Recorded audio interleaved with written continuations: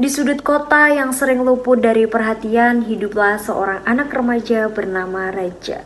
Kedua orang tuanya masih ada, akan tetapi ayahnya mengalami sakit dan ibunya sudah lama berhenti mencari kerja karena putus asa. Di usianya yang baru 18 tahun, Raja turun ke jalan tidak pernah pulang ke rumah demi bekerja serabutan sebagai tukang sapu di rumah orang, hanya demi bisa membawa pulang uang untuk makan. Meski hidup keras dan harapan tipis, Raja masih punya mimpi. Ia ingin kuliah, ia ingin mengubah nasib agar suatu hari ibunya bisa tersenyum, bukan karena pura-pura kuat, tetapi karena bangga.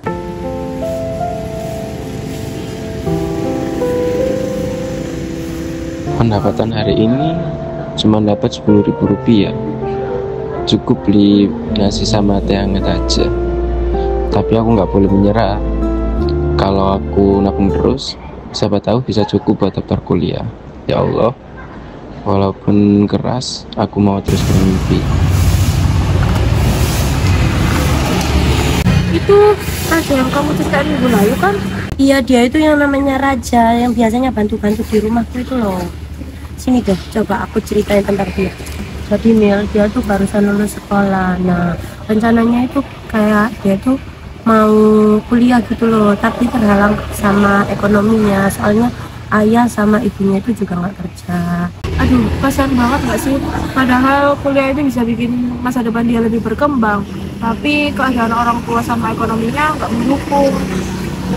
Melalui pendekatan psikologi komunitas, kita diajak untuk tidak hanya fokus intervensi pada perubahan individu, tetapi juga pada perubahan lingkungan dan struktur sosial yang lebih luas. Misalnya, bagaimana program pemberdayaan anak jalanan dapat dirancang agar mereka bukan hanya mendapat bantuan materi saja, tetapi juga ruang untuk mengembangkan potensi, membangun rasa percaya diri, dan membentuk jaringan sosial yang positif.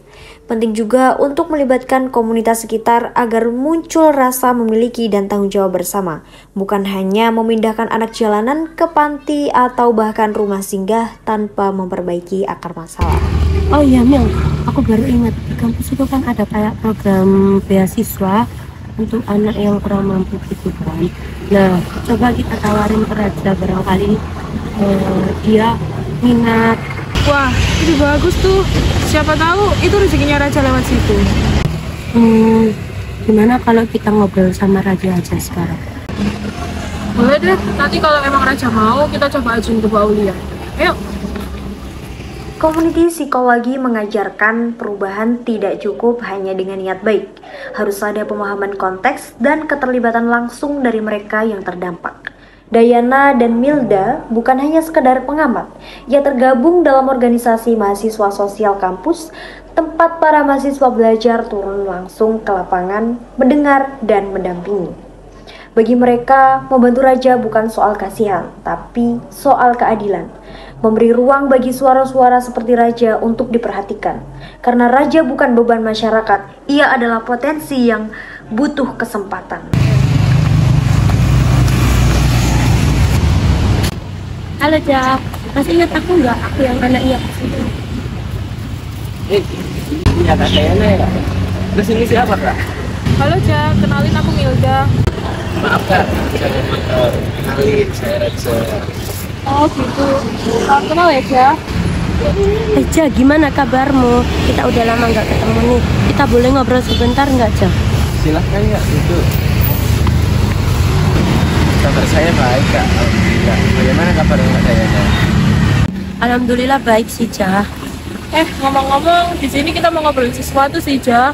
Aku dengar tadi diceritain Dayana sih, kalau kamu punya cita-cita buat kuliah, tapi kehalang sama kondisi orang tua sama keluargamu. Dari ruang kecil itu, dua dunia yang berbeda dipertemukan. Seorang remaja yang lelah menanggung hidup dan seorang pendengar yang tulus hadir tanpa menghakimi. Dalam psikologi komunitas, hubungan seperti inilah yang disebut sebagai jembatan. Ketika seseorang tidak hanya didengar, tetapi juga diakui martabatnya. Terus ya, di kampusku itu ada program beasiswa untuk anak yang kurang mampu. Mungkin kamu minat untuk mengikuti program tersebut. Terima kasih banyak loh kak infonya. Saya pengen nyoba sih, tapi sebenarnya saya takut.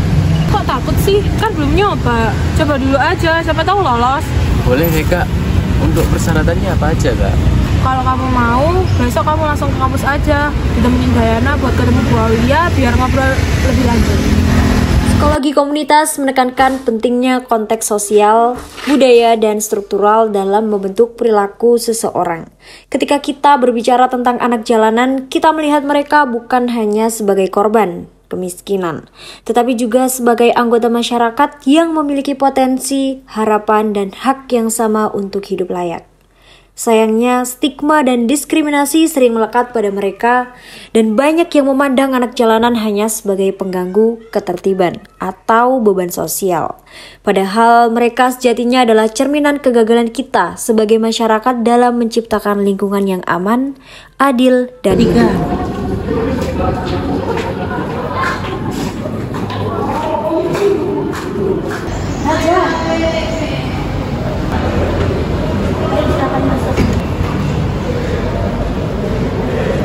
Aku tinggal dulu ya, kamu silakan ngobrol sama Pak Aulia. Oke.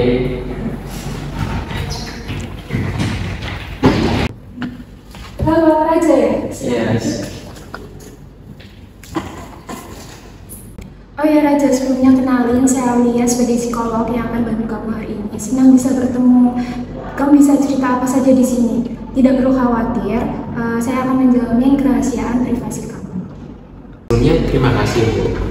Saya berada di sini diajak oleh Kakak Mega dan Kakak Dayana buat ngobrol, buat cerita masalah saya ini masuk kuliah. Saya hanya seorang anak jalanan, tapi saya ingin membanggakan orang tua saya. Saya ingin kuliah, mimpi saya ingin kuliah, tapi takutnya mimpi saya cuma sekedar menengah saja. Aku paham apa yang kamu rasain sekarang Raja, tapi kamu tahu nggak, dalam psikologi komunitas, kamu itu dilihat bukan sebagai korban, tapi sebagai agen perubahan.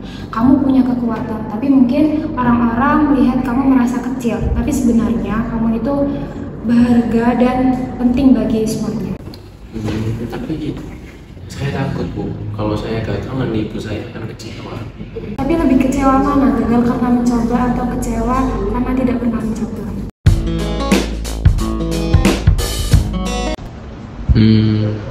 Tapi aku tetap ragu dan takut sih.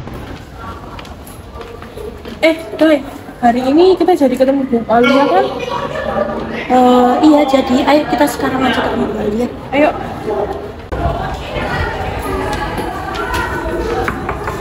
Permisi, Bu Aulia.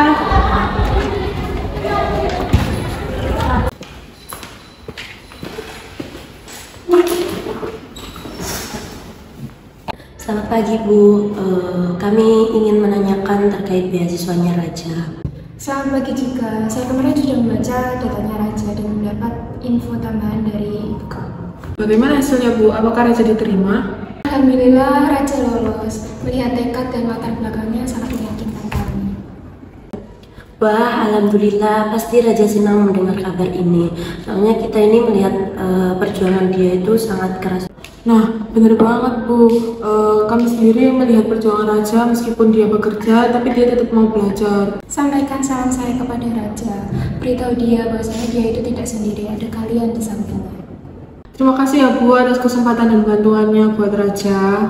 Semoga ini jadi awal perubahan besar untuk Raja. Dari sini kita bisa lihat Raja bukan hanya bertahan, tapi tumbuh. Dari anak jalanan yang terbebani, ia jadi simbol perubahan. Psikologi komunitas mengingatkan kita, kalau sistem tidak adil maka komunitas harus berjalan bersama. Kita bisa kuat saat kita berjalan bersama. Meanwhile, Terima kasih Bu atas bantuannya.